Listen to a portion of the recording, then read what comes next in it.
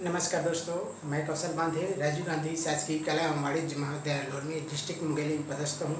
दोस्तों, आज हम भारतीय राजनीति में गांधी जी का योगदान से संबंधी बातों का अध्ययन करेंगे। इससे संबंधी मैंने 5 वीडियो जो है भारतीय राजनीति में गांधी जी का योगदान से संबंधी बना चुका हूँ और आपको ये उपलब्ध हो चुका होगा। और इस टॉपिक से संबंधित आज हम अंतिम वीडियो का अध्ययन करेंगे। अंतिम अध्याय आज हम अंतिम बातें करेंगे और उसको भारतीय राजनीति में गांधी जी के योगदान का हम मूल्यांकन भी करेंगे कि किस प्रकार जो है गांधी जी का भारतीय राजनीति में योगदान रहा। तो चलिए दोस्तों, अब पिछले वीडियो में हमने सविनय आंदोलन के बारे में अध्ययन किए थे। सविनय आंदोलन के बाद जो है इसी बीच जो है सविनय आंदोलन में अंग्रेजों के दमन का नीति के परिणाम स्वरूप जो है बहुत सारा हिंसा भी हुई और इसका परिणाम स्वरूप क्या हुआ जिसको आप जानते ही हैं। जैसे आपका धारासड़ा में जो भयंकर जो है लाठीचार्ज किया गया था, है ना। ऐसे लाठी बनाया गया था जो लोहे के मुठ में जो मुठ से क्या है आंदोलन करने को पीटा गया था। इसका भयावह दृश्य था धारासड़ा में जो हुआ था। इसके बाद जो है गांधी इरविन समझौता हुआ 5 मार्च 1931 को। गांधी इरविन समझौता, गांधी इरविन समझौता, गांधी इरविन समझौता हुआ दोस्तों 5 मार्च 1931 को। इस समय क्या हुआ दोस्तों, गांधी जब अंग्रेजों ने देखा कि सविनय अवज्ञा आंदोलन अपनी भयानक दृष्टि में भयानक भयावहता रूप में धारण कर रही है, यानी जोर पकड़ रही है, ये जो है आम जनता को पूरी तरह से उद्वेलित कर रही है और धीरे धीरे जो है अंग्रेजों की स्थिति खराब होती जा रही थी। उनकी जो पकड़ जो है कमज़ोर होता जा रहा था। परिणाम स्वरूप उनको पूरी तरह से जो है सविनय अवज्ञा आंदोलन को स्थगित करने के उद्देश्य से, उनको समाप्त करने के उद्देश्य से, नष्ट करने के उद्देश्य से जिन्होंने गांधी जी को क्या गिरफ्तार किया गया, बहुत सारे कांग्रेसी नेताओं को गिरफ्तार किया गया, बहुत सारे नेताओं को गिरफ्तार किया गया, सविनय अवज्ञा आंदोलन से संबंधित नेताओं को गिरफ्तार किया गया। उसके बाद क्या हुआ दोस्तों, बाद में उनसे गांधी जी एक षड्यंत्र के तहत गांधी जी को रिहा किया गया और उसके साथ जो है समझौता किया गवर्नर वायसराय लॉर्ड इरविन ने। इसीलिए इसको कहा जाता है लॉर्ड गांधी इरविन समझौता 5 मार्च 1931 से बहुत महत्वपूर्ण है दोस्तों। इसमें जो क्या हुआ था दोस्तों, गांधी और इरविन के बीच लंबी बातचीत हुई दोस्तों और फिर 5 मार्च 1931 को एक समझौता हुआ जिसे कहते हैं गांधी इरविन समझौता कहा जाता है। इस समझौते में बहुत सारी बातें हुई थी दोस्तों जिसमें हम मुख्य बातें का आपको अध्ययन कराएंगे। इसमें पहला बातें थी गांधी इरविन समझौता में बहुत सारी शर्तें थी दोस्तों। शर्तें का पहला शर्त है दोस्तों इसमें कि गांधी के नेतृत्व में कांग्रेस जो है सविनय अवज्ञा आंदोलन समाप्त करने के लिए तैयार हो गई। इसमें यह हुआ दोस्तों गांधी जी के नेतृत्व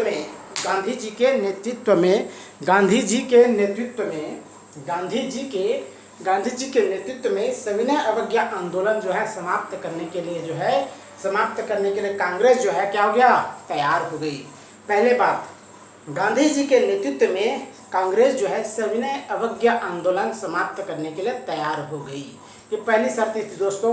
दूसरी शर्त थी दोस्तों, कांग्रेस इस आधार पर द्वितीय गोलमेज सम्मेलन में हिस्सा लेने के लिए तैयार हो गई कि सम्मेलन पेश किया जाने वाला संवैधानिक सुधार, संघीय व्यवस्था, उत्तरदायित्वपूर्ण शासन तथा भारत के हित को देखते हुए प्रतिरक्षा, वैदेशिक मामले, अल्पसंख्यकों से जुड़े मामले आदि के बारे में सुरक्षात्मक या आरक्षात्मक व्यवस्था पर आधारित होगी।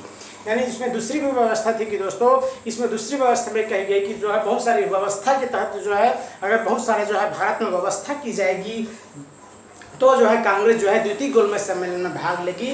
यानी इसमें द्वितीय गोलमेज सम्मेलन में गांधी जी जो है लंदन गए थे भाग लेने के लिए। उसके बाद तीसरी शर्त दोस्तों, सभी राजनीतिक बंदियों, तीसरी शर्त थी, दूसरी शर्त फिर तीसरी शर्त, सभी राजनीतिक बंदियों जिनके विरुद्ध हिंसा के आरोप नहीं था, जैसे कि सविनय अवज्ञा आंदोलन में भी यही हुआ था दोस्तों। उनके 11 सूत्री मांगे में भी गांधी जी ने जो 11 सूत्री मांगे रखी थी, इसमें भी हुई, तो फिर बाद में ये मांगे पूरा कर ली गई गांधी इरविन समझौता में कि सभी राजनीतिक बंदियों जिनके विरुद्ध हिंसा के आरोप नहीं था को रिहा करने का आदेश दिया गया। आदेश देने की शर्तें थी इसमें दोस्तों गांधी इरविन समझौता में। और चौथी बात थी दोस्तों, विदेशी कपड़ों और शराब की दुकानों पर शांतिपूर्वक जो है धरना देने का अधिकार जो है भारतीयों को दिया गया। लॉर्ड इरविन ने इस बात को पूरी तरह से स्वीकार कर लिया कि आप जो है विदेशी शराब दुकानों, विदेशी कपड़ों और शराब की दुकानों पर शांतिपूर्वक जो है धरना देने के लिए आप स्वतंत्र हैं। यानी आप वहाँ विदेशी कपड़े की दुकानों में और शराब की दुकानों में आप शांतिपूर्वक जो है भारतीय लोग धारणा जो है हड़ताल कर सकते हैं, धरना दे सकते हैं। और पांचवी बात थी दोस्तों, समुद्र तटीय प्रदेशों में बिना नमक कर दिए नमक बनाने की अनुमति दी गई। समुद्र तटीय प्रदेशों में बिना नमक कर दिए नमक बनाने की अनुमति दी गई। यानी जो समुद्र तट है वहाँ जो है कर नहीं देने की बात की गई, उनको बिना कर दिए जो है नमक बनाने का अधिकार दे दिया गया। आम जनता वहाँ समुद्र तट के किनारे स्वयं अपने लिए जो है अपनी आवश्यकता के अनुसार जो है नमक जो है तैयार कर सकते थे। इस प्रकार गांधी इरविन समझौता को जो है 26 से 29 मार्च 1931 तक चलने वाले कराची कांग्रेस के वार्षिक अधिवेशन में अनुमोदन दिया गया दोस्तों। जो है इस जो 5 मार्च 1931 को जो है गांधी इरविन समझौता हुआ था, इस समझौते की जो शर्तें थी उसको दोस्तों जो है कांग्रेस के द्वारा जो है 26 से 29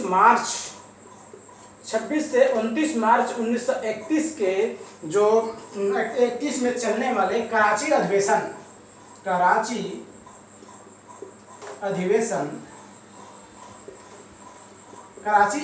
में क्या हुआ, कांग्रेस के जो वार्षिक अधिवेशन हुआ, कांग्रेस का वार्षिक अधिवेशन हुआ दोस्तों, इसमें जो है ये गांधी इरविन समझौते की बातों को जो है स्वीकार किया गया, अनुमोदित कर दिया गया। देश भर के युवाओं द्वारा इस समझौते की इसलिए आलोचना की गई क्योंकि समझौते में देश को समाजवाद और इंकलाब जिंदाबाद का नारा देने वाले भगत सिंह और उसके साथ उनके सहयोगी राजगुरु एवं सुखदेव की रिहाई के बारे में कुछ भी बात नहीं की गई थी दोस्तों। यहाँ बहुत बड़ा विडंबना थी दोस्तों गांधी के द्वारा किया गया, क्योंकि गांधी जी को अगर ये उसी समय 1931 की बात है दोस्तों, जिस समय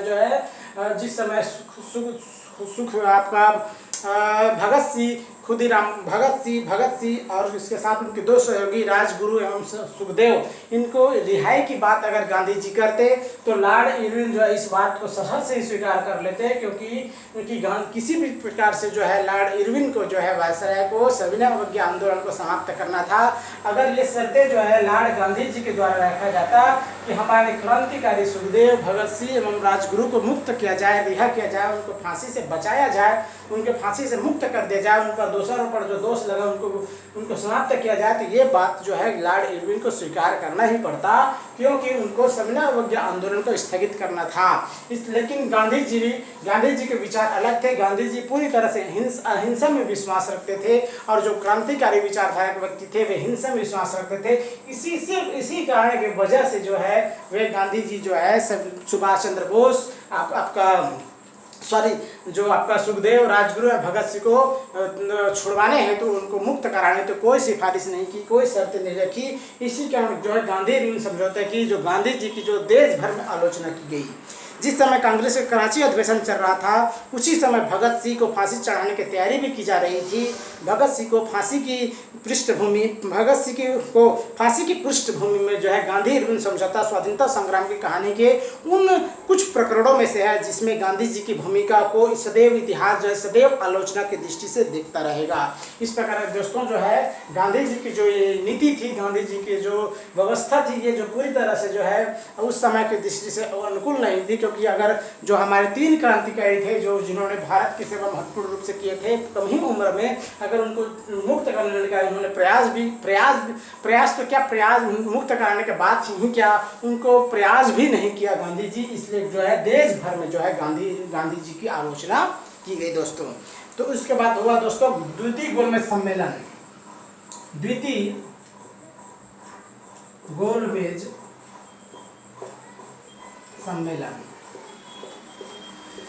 गोलमेज सम्मेलन हुआ था दोस्तों आपका 7 सितंबर से 7 सितंबर से आपका 1 दिसंबर 1931 तक, 1 दिसंबर 1931 तक ये जो है द्वितीय गोलमेज सम्मेलन हुआ था दोस्तों। द्वितीय गोलमेज सम्मेलन हुआ था 7 सितंबर से 1 दिसंबर 1931 तक। इसमें जो है महात्मा गांधी भाग लिए थे दोस्तों। इसमें क्या थे, महात्मा गांधी जी शामिल हुए थे। इसमें महात्मा गांधी जी शामिल हुए थे, लेकिन जो है सांप्रदायिकता से संबंधित बातों को लेकर जो है उनकी विभिन्न, ठीक है, सांप्रदायिक समस्या पर विवाद के कारण जो है पूरी तरह से ये जो गोलमेज सम्मेलन जो है नहीं हो पाया। कोई भी निर्णय जो है नहीं लिया जा सका और परिणाम स्वरूप जो है द्वितीय गोलमेज सम्मेलन से गांधी जी कुछ खाली हाथ वापस लौटे। इस प्रकार उन्होंने कहा कि 28 दिसंबर 1931 को गांधी जी लंदन से खाली हाथ जो है दिल्ली बम्बई पहुंचे और बम्बई पहुंचने पर उन्होंने कहा कि यह सच है कि मैं खाली हाथ लौटा हूं, किंतु मुझे संतोष है कि जो ध्वज मुझे सौंपा गया था मैंने उसे नीचे नहीं होने दिया और उसके सम्मान के साथ समझौता नहीं किया। यानी इस प्रकार जो है गांधी जी जो द्वितीय गोलमेज सम्मेलन में शामिल तो हुए, लेकिन कोई भी उनको लाभ नहीं मिला, वे खाली हाथ वापस लौटे दोस्तों। उसके बाद हुआ दोस्तों फिर से गांधी जी की जब जो इस समय तक तो सविनय अवज्ञा आंदोलन स्थगित किया जा चुका है, गांधी ऋण समझौता हो चुका है। गांधी ऋण समझौते के तहत उनको द्वितीय गोलमेज सम्मेलन में भाग लेना था। द्वितीय गोलमेज सम्मेलन में गांधी जी भाग लेने भी गए। उसके बाद हुआ उनको कोई लाभ नहीं मिला, लाभ यानी खाली हाथ लौटे।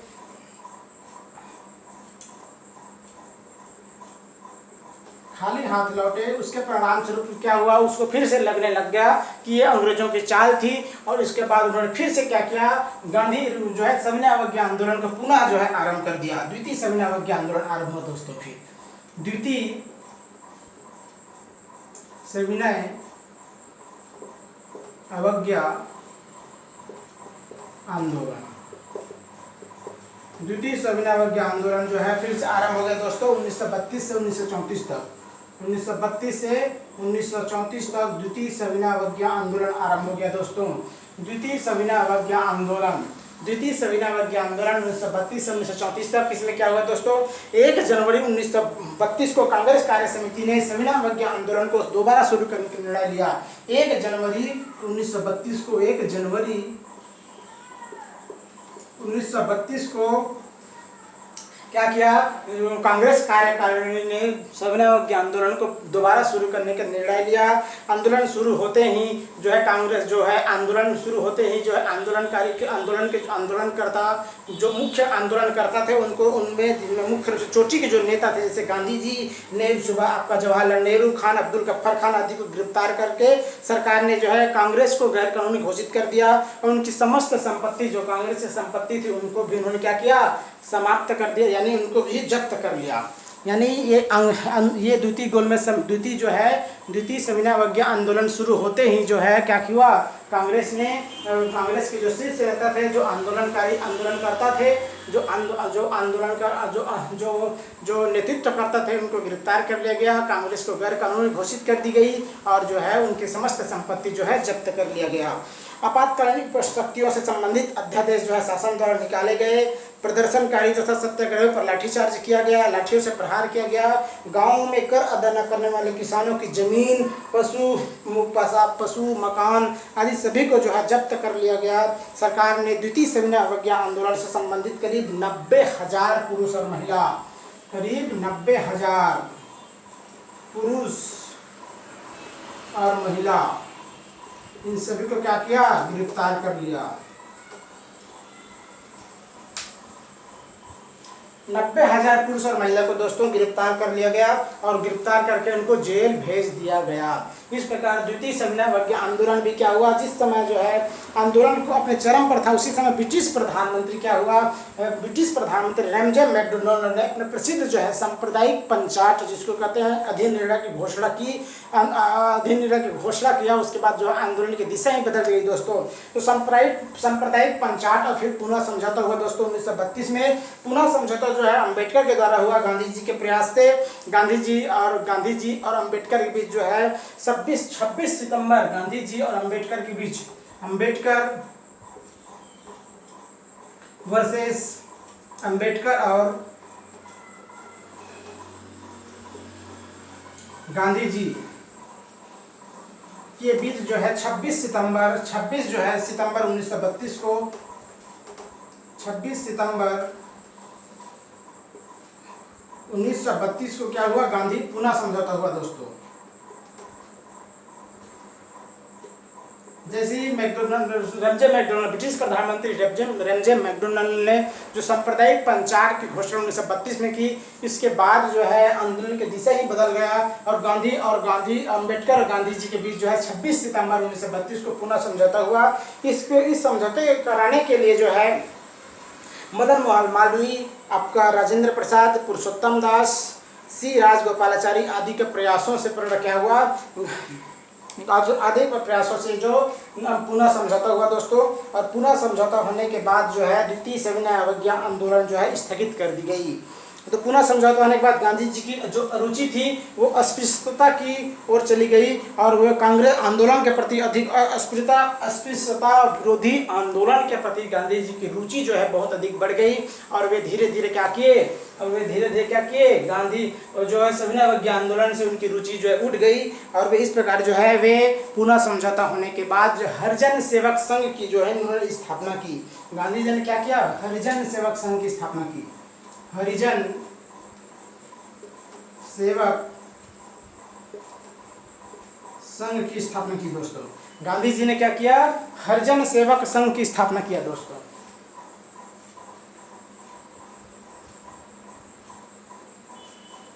गांधी जी ने हरिजन सेवक संघ की स्थापना किया और हरिजन सेवक संघ की स्थापना होने के बाद जो है उन्होंने हरिजनों की, उन्हें दलितों के उद्धार हेतु, उनके सुधार हेतु उन्होंने प्रयास करना आरंभ किया। उसके बाद 8 मई 1933 को क्या किया, गांधी जी ने अछूतों के प्रति हिंदुओं के दुर्व्यवहार पर पश्चाताप तथा हरिजन सेवा में लगे कार्यकर्ताओं को देश के कार्यकर्ताओं के प्रति देश में अस्पृश्यता के जड़ समस्या सहित समाप्त करने के उद्देश्य से जेल से रिहा होने के बाद जेल में शुद्धि के लिए जो 21 दिन के उपवास की शुरुआत की।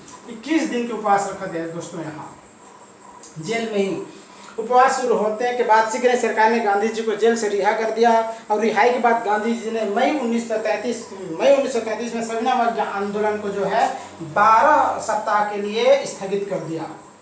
मई 1931 में दोस्तों 12 सप्ताह के लिए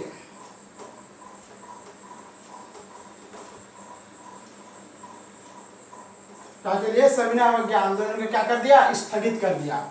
यानी अंबेडकर और गांधी जी के बीच जो है समझौता हुआ, पुनः समझौता। उसके बाद जो है 26 सितंबर 1932 को जो पुनः समझौता हुआ, इसके बाद जो है गांधी जी का ध्यान जो है, गांधी जी का चित्त जो है वो दलित उत्थान की ओर लग गए, सांप्रदायिकता को दूर करने की ओर लग गए। दलित हरिजन सेवक संघ की उन्होंने स्थापना किया और हरिजन सेवक संघ के बाद जो है उन्होंने जैसे ही 8 मई 1933 को गांधी जी ने जो है अपने पश्चाताप किया, उपवास के बाद 21 दिन का उपवास रखा और जैसे ही जब जेल में उन्होंने उपवास रखना प्रारंभ किया तो गांधी जी को रिहा कर दी गई। और उसके बाद उन्होंने क्या किया, जैसे ही गांधी जी को रिहा किया गया तो उनका पूरा ध्यान जो है दलित उत्थान की ओर लग गया और उसके बाद उन्होंने सविनय अवज्ञा आंदोलन को जो है 12 सप्ताह के लिए स्थगित कर दिया।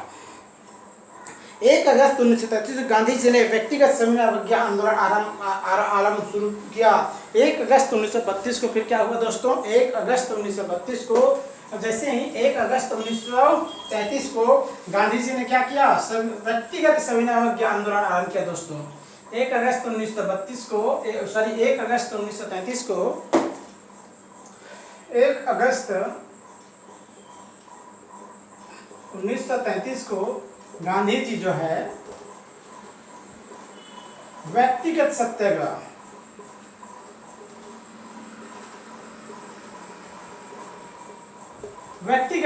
शुरू किया और इस आंदोलन को लेकिन जो है ये आंदोलन व्यक्तिगत सत्य किया और व्यक्तिगत सत्य करने पहले व्यक्ति थे दोस्तों आपका जो है विनोबा भावे, जो व्यक्तिगत सत्य करने वाले जो पहले व्यक्ति थे। इसमें उसका दूसरा व्यक्ति बने आपका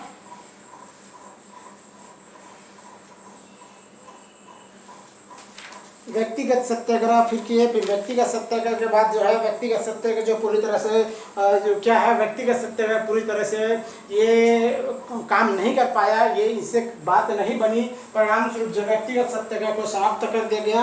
उसके बाद धीरे धीरे क्या हुआ, गांधी जी जो है हरिजनों के उत्थान की तरफ लग गए और हरिजन सेवक संघ की स्थापना की। उसके बाद जो है गांधी जी का क्या हुआ, वे हरिजनों की सेवा के लिए धीरे धीरे जो है प्रयास करना आरंभ की। इसी बीच जो है दोस्तों, उसी बीच जो है बहुत सारा काम किया गया। गांधी तृतीय गोलमेज सम्मेलन में, फिर तृतीय गोलमेज सम्मेलन हुआ, फिर जो है भारत सरकार अधिनियम 1935 पारित की गई। उसके बाद जो है क्या हुआ, कांग्रेस का इसी बीच जो है द्वितीय विश्व युद्ध आरंभ हो गए दोस्तों। द्वितीय विश्व युद्ध आरंभ हुआ और जो है गांधी जी को कहा गया कि आप फिर से जो है द्वितीय विश्व युद्ध आरंभ हुआ, तो इसमें कहा गया गांधी जी को कि आप जो है, गांधी जी से फिर कहा गया कि आप द्वितीय विश्व युद्ध में जो है भारत को सहयोग की, ब्रिटिश सरकार का सहयोग कीजिए। लेकिन गांधी जी ने कहा कि अब हमें जो है भारत को जब तक स्वतंत्र न करने का आदेश दिया जाए, जब तक स्वतंत्र करने की परमिशन न दी जाए, जब तक कि हमें स्वाधीनता की न देने की योजना बनाई जाए, तब तक हम जो है हम भारत को स्वतंत्र नहीं, भारत को क्या है द्वितीय विश्व युद्ध में झोंकेंगे नहीं, शामिल नहीं करेंगे। इसी बीच जो है द्वितीय आपका अगस्त प्रस्ताव 1940 आएगा। अगस्त प्रस्ताव भी पूरी तरह से असफल हो जाती है दोस्तों। और जो है इसी बीच जो है व्यक्तिगत सत्याग्रह किया जाता है 1940 में। व्यक्तिगत सत्याग्रह पहले व्यक्ति थे विनोबा भावे और दूसरा व्यक्ति बने फिर दोस्तों जवाहरलाल नेहरू, लेकिन इससे भी बात नहीं बनी। फिर क्रिप्स मिशन आया दोस्तों। क्रिप्स मिशन से भी पूरी तरह से जो है क्रिप्स मिशन ने गांधी जी को जो है उत्तर तिथि चेक कहा, पोस्ट डेटेड चेक कहा। फिर बाद में दोस्तों जब पूरी तरह से ब्रिटिश सरकार जो है, फिर बाद में गांधी जी ये बात पूरी तरह से समझ गए कि दोस्तों अब अगर हम द्वितीय विश्व युद्ध में शामिल भी होते हैं, उसके बाद अगर हम जीत भी जाते हैं, तो जो है ब्रिटिश सरकार अगर भी जीत भी जाती है, अंग्रेज अगर जीत भी जाते हैं ब्रिटेन, तो जो है हमें भारत को स्वतंत्र नहीं कराएंगे। इसी एवज को ये बात वे पूरी तरह से समझ चुके थे। इस बात को पूरी तरह से समझ चुके थे कि अब जो है अहिंसा के द्वारा या बातचीत से या प्रार्थना और जो है अन्य विनय से ये बात बनने वाली नहीं है। अंग्रेज हमें जो है स्वतंत्र नहीं कराने वाले। इसलिए वे जो है अब उनका ध्यान जो है जिस प्रकार अब उनका ध्यान जो है हिंसा की तरफ हुआ और उन्होंने कहा कि अब जो है हमें किसी भी हद तक, या तो हमें इसी बीच उन्होंने नारा दिया दोस्तों, फिर भारत छोड़ो आंदोलन करने की उनकी योजना बना। भारत छोड़ो आंदोलन ये दोस्तों मैंने आपको बता चुका हूँ, लेकिन यहाँ थोड़ा आपको डिटेल्स से बताने की जरूरत नहीं है, मैं आपको सिंपली से यहाँ बताऊँगा। भारत छोड़ो आंदोलन मैंने दूसरे टॉपिक में पूरी तरह से क्लियर किया है दूसरा वीडियो में। तो भारत छोड़ो आंदोलन फिर इनके द्वारा आरंभ किया था दोस्तों, भारत छोड़ो आंदोलन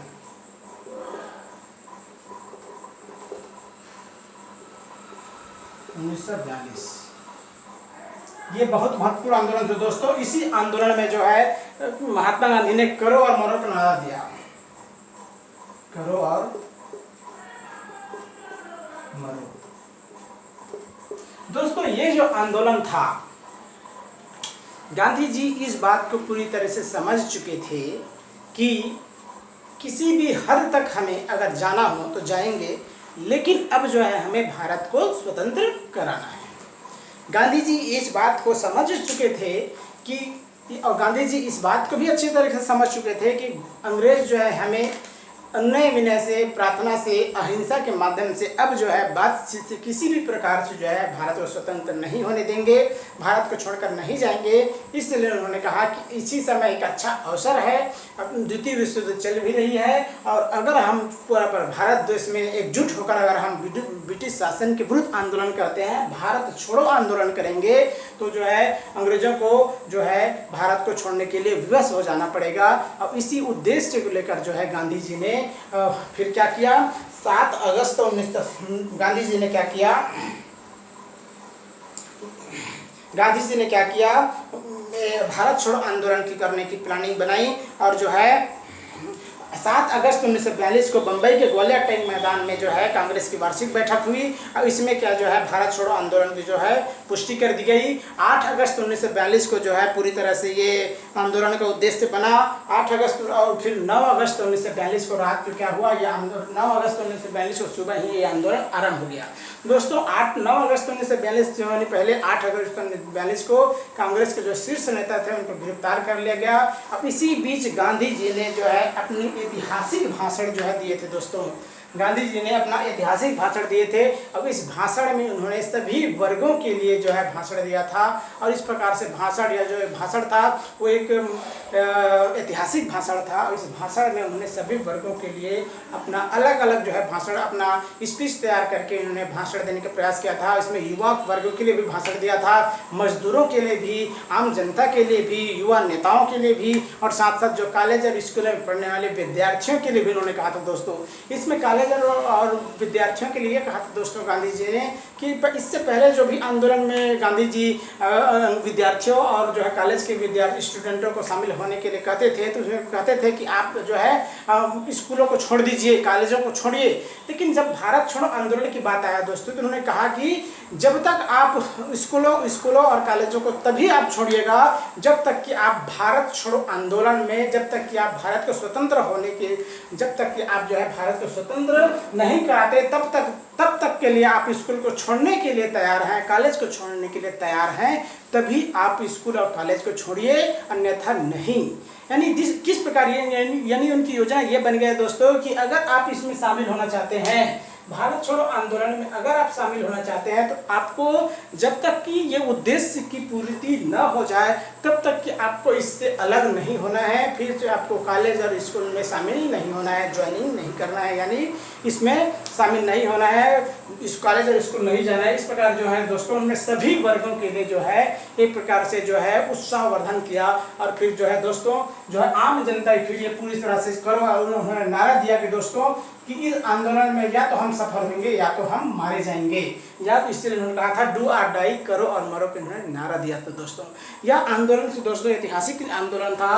अब इस आंदोलन में सभी वर्गों के व्यक्ति शामिल थे और जो है यह आंदोलन में, यहाँ तक इस आंदोलन में जो है भारतीय सैनिक भी कहीं न कहीं जो है कुछ क्षेत्रों में शामिल हो गए थे। दोस्तों यह इसी बीच जो हुआ 8 अगस्त 1942 को जब ये पूरी तरह से योजना ये जो भारत छोड़ो आंदोलन की आरंभ करने की योजना बनाई गई और उसके बाद 9 अगस्त 1942 को सुबह यह आंदोलन आरंभ होना था। इससे पहले ही अंग्रेजों ने 8 अगस्त 1942 को रात्रि को ही ऑपरेशन जीरो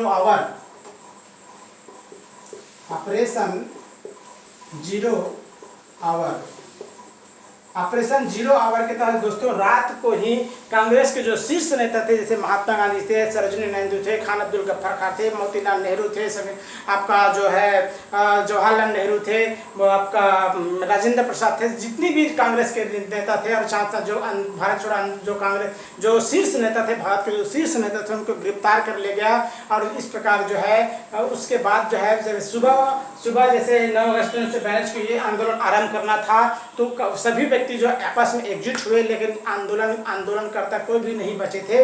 परिणाम स्वरूप गांधी जी के जो विचारों से जब प्रभावित जो व्यक्ति थे उन्होंने अपने ही विचारों से उन्होंने आंदोलन को बढ़ाने का प्रयास किया और खुद प्रत्येक व्यक्ति के आंदोलनकर्ता बन गए। दोस्तों इस प्रकार जो है आंदोलन के नेता बन गए। इस प्रकार जो है भारत छोड़ो आंदोलन को स्वतः स्फूर्त आंदोलन कहा जाता है। दोस्तों स्वतः स्फूर्त आंदोलन, इस प्रकार यह आंदोलन एक प्रकार से क्या था, गांधी जी के द्वारा चलाया गया एक ऐतिहासिक आंदोलन था। इस आंदोलन में गांधी जी ने जो है करो मरो का नारा दे करके एक प्रकार से हिंसा में शामिल हो गए। दोस्तों देखिए गांधी जी का विचार यहाँ परिवर्तित हुआ। दोस्तों ध्यान से सुनिएगा, गांधी जी के विचार कैसे परिवर्तित हुए। गांधी जी इससे पहले क्या करते थे, पूरी तरह से पूर्ण रूप से अहिंसा में विश्वास करते थे। ध्यान दीजिएगा, गांधी जी इससे पहले पूर्ण रूप से अहिंसा में विश्वास करते थे। जैसे गांधी समझौता हुआ तो भगत सिंह, राजगुरु, सुखदेव ये हिंसा में विश्वास करते थे, क्रांतिकारी विचारधारा से प्रेरित व्यक्ति थे। इसलिए उनको मुक्त कराना है तो गांधी ने इसमें कोई समझौता प्रयास नहीं किया, उन्होंने इसको मुक्त कराने तो कोई प्रयास नहीं किया। लेकिन अगर क्योंकि उस समय गांधी जी पूर्ण रूप से अहिंसा में विश्वास करते थे, लेकिन धीरे धीरे उनके विचारों में परिवर्तन आया। अब वे किसकी तरफ झुक गया दोस्तों? हिंसा की तरफ झुक गया। क्योंकि हम हिंसा की तरफ झुक गए इसलिए हम कह सकते हैं क्योंकि उन्होंने करो और मरो का नारा दिया, और करो और मरो को नारा दिया। ये पूरी तरह से हिंसा की विचारधारा है, क्योंकि इसमें कहा गया कि आप जो भी करना चाहते हैं कर सकते हैं, आप स्वतंत्र हैं जो भी करने के लिए। यद्यपि हमारा उद्देश्य सिर्फ ये है कि भारत को स्वतंत्र कराना, अंग्रेजों को भारत से मुक्त कराना, अंग्रेजों को भारत से भगाना, अंग्रेजों को भारत से जो है भारत से यहाँ को उनको पलायन कराना, ये हमारा उद्देश्य है। और कोई भी आप जो भी करते हैं वे आपको अगर अच्छा लगे तो आप कर सकते हैं, और इसके लिए आपको कोई किसी भी हद तक जाना हो आप जा सकते हैं।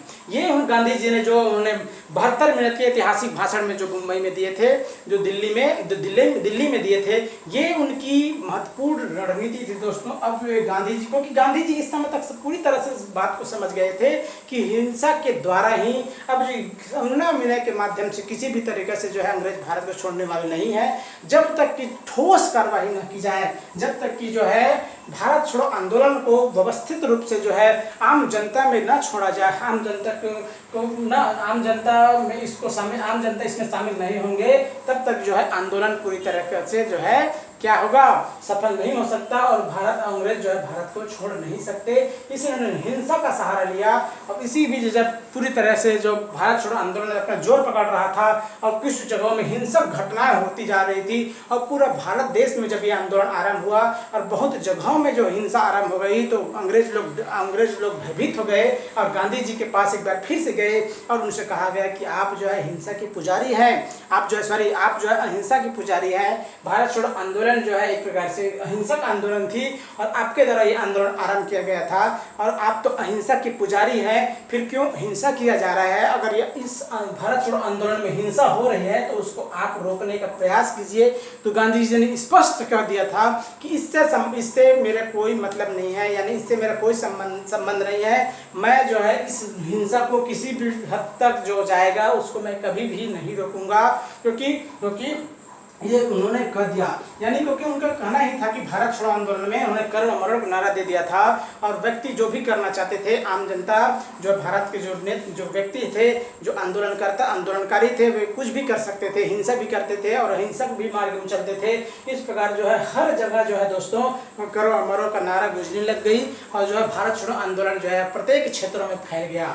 इस प्रकार गांधी जी का भारत की राजनीति में अगर हम उनका मूल्यांकन करें तो ये आंदोलन यद्यपि उस समय तक तो सफल नहीं हुई पाया दोस्तों, लेकिन 5 वर्ष बाद 1942 के बाद 1947 में क्या हुआ, अंग्रेज जो है भारत छोड़कर चले गए।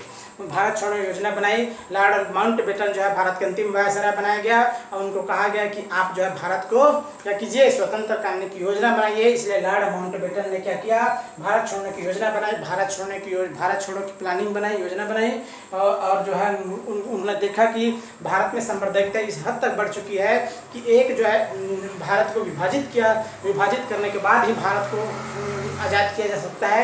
इसलिए उन्होंने भारत को 2 भागों में विभाजित कर दिया, भारत और पाकिस्तान दोस्तों। इस प्रकार अगर हम ये भारत छोड़ो आंदोलन जो कहीं न कहीं जो है ये उनका 5 वर्ष बाद उनका प्रभाव ज़्यादा रहा। तो ये कहा जाता है कि दोस्तों कोई भी गांधी जी के द्वारा या कोई भी आंदोलन जो आरंभ किया जाता है वे कभी भी विफल नहीं होता, उनका प्रभाव कालांतर में तत्कालीन प्रभाव अगर नहीं पड़ता फिर भी उसका दूरगामी प्रभाव पड़ता है दोस्तों, क्योंकि स्वाधीनता के लिए किया गया कोई भी आंदोलन कभी भी विफल नहीं जाता। उस प्रकार भारत छोड़ो आंदोलन 1942 का भी आंदोलन जो है 5 वर्ष बाद इसका प्रभाव प्रत्यक्ष रूप से हमें देखने को मिला, और अंग्रेज 1947 में भारत छोड़ने की योजना बनाई, और जो है लॉर्ड माउंटबेटन को इसमें शामिल किया गया, और जो है भारत छोड़ो की योजना की प्लानिंग इन्होंने लॉर्ड माउंटबेटन ने बनाया। अब हम देखेंगे दोस्तों कि क्या क्या थे भारत छोड़ो की। अब हम इसका थोड़ा सा मूल्यांकन करेंगे कि भारतीय राजनीति में गांधी जी का अगर हम मूल्यांकन करें तो इनका बहुत बड़ा योगदान है दोस्तों। भारत के ऐसे कोई भी व्यक्ति नहीं थे जिसका सबसे ज़्यादा अगर भारतीय राजनीति में या भारत के स्वतंत्रता संग्राम में अगर भारत महात्मा गांधी का जितना बड़ा रोल है उतना बड़ा किसी भी ऐसे शख्स नहीं हुए जिनका योगदान हो। अगर हम मूल्यांकन करें तो अहिंसा की दृष्टि से सभी ने अहिंसा की दृष्टि अपनाते हुए भी गांधी जी ने भारतीय राजनीति में वो अमिट छाप छोड़े जिनको जो है इतिहास जो है सदैव स्मरणीय रखेगा। अगर हम इनका मूल्यांकन करें दोस्तों, मूल्यांकन करें तो जिस प्रकार गांधी जी अहिंसा के पुजारी थे, वे दक्षिण अफ्रीका गए। दक्षिण अफ्रीका से 1915 में भारत आए और धीरे धीरे जो है किस प्रकार उन्होंने खेड़ा से चंपारण सत्याग्रह, अहमदाबाद में मिल मजदूर आंदोलन, फिर खेड़ा सत्याग्रह, यानी इस तीनों सत्याग्रह के बाद जो है गांधी जी का भारतीय राजनीति में उनका प्रभाव स्थापित हुआ और वे एक शीर्ष नेता के रूप में जाने लग गए दोस्तों। ये तो उनकी आरंभिक स्थिति थी दोस्तों।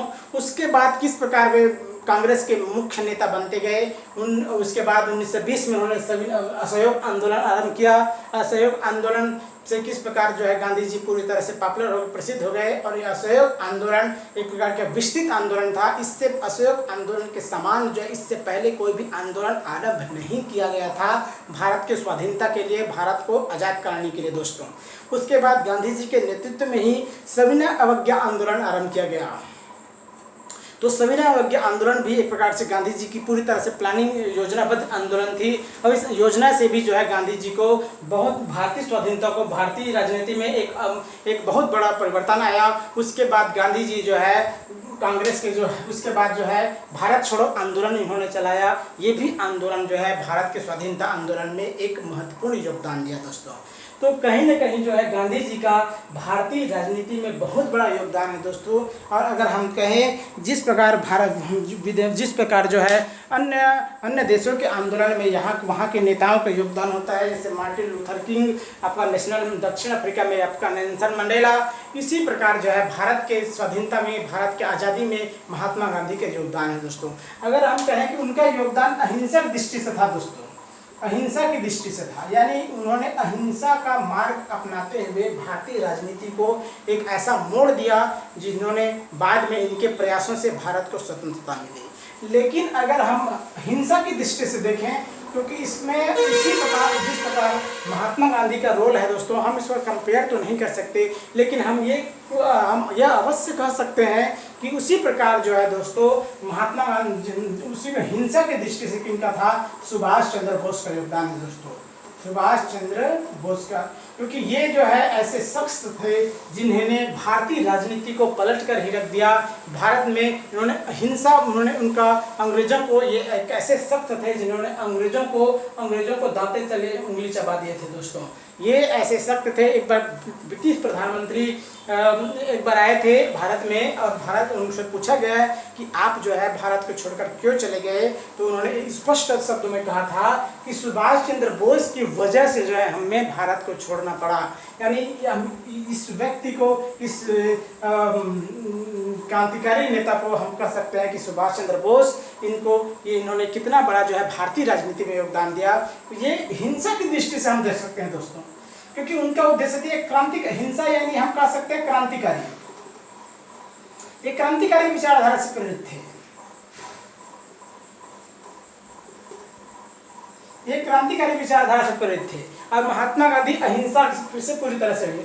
यद्यपि बाद में ये इस बात की पूरी तरह से समझ के, सुभाष चंद्र बोस इस बात को पूरी तरह से समझ चुके थे कि गांधी जी इस बात को पूरी तरह से समझ चुके थे कि भारत को स्वतंत्र कराने हेतु हिंसा का सहारा लेना ही होगा। हमें सिर्फ अन्य विनय प्रार्थना के माध्यम से, पत्राचार के माध्यम से ही भारत को स्वतंत्र हम नहीं करा सकते, या जो है अंग्रेज जो है भारत को छोड़कर जाने वाले नहीं हैं जब तक कि उनको पूरी तरह से पुरजोर उनका विरोध न किया जाए। ये बात सुभाष चंद्र बोस पहले ही समझ गए थे, लेकिन इस बात को महात्मा गांधी को समझने में बहुत देर लगा दोस्तों।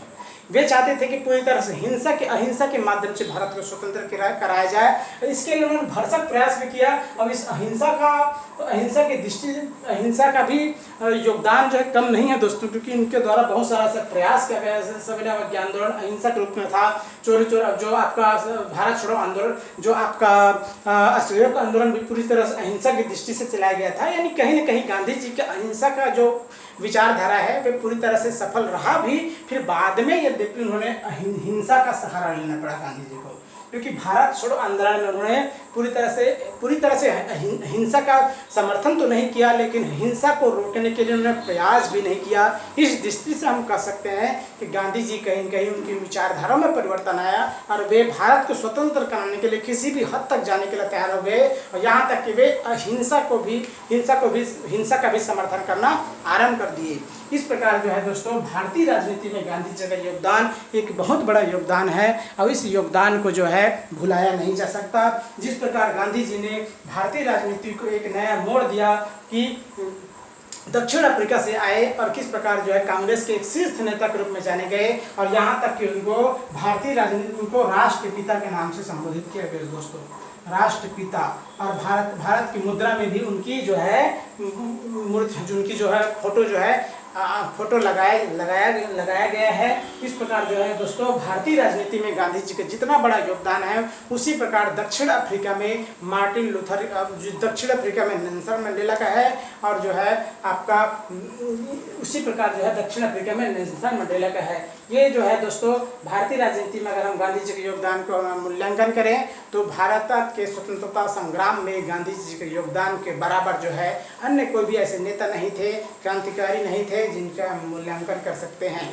ये सिर्फ अहिंसा की विचारधारा से प्रेरित होकर जो है उन्होंने कार्य किया, और कुछ हद तक उन्होंने इनकी अहिंसा की विचारधारा बहुत हद तक सफल भी हुई। फिर बाद में उन्होंने हिंसा का सहारा लेते हुए भारत छोड़ो आंदोलन का आरंभ करने का प्रयास किया और करो और मरो को नारा दिया दोस्तों। इस प्रकार भारतीय राजनीति में कहीं न कहीं गांधी जी का योगदान एक महत्वपूर्ण योगदान है, और उनके योगदान को भुलाया नहीं जा सकता दोस्तों। ये जो है भारतीय राजनीति में गांधी जी के योगदान से संबंधित ये छठा वीडियो है दोस्तों। इसको मैं 6 क्लास में जो है आपको 6 वीडियो में पूरी तरह से पढ़ाने का प्रयास किया है, पूरी विस्तृत रूप से आपको अध्ययन कराया है, और ये आपका भारतीय राजनीति में गांधी जी के योगदान से संबंधित ये अध्याय आपका आज कंप्लीट हुआ। आज कंप्लीट हो गया दोस्तों। धन्यवाद, नमस्कार, साधुवाद और आप जय हिंद।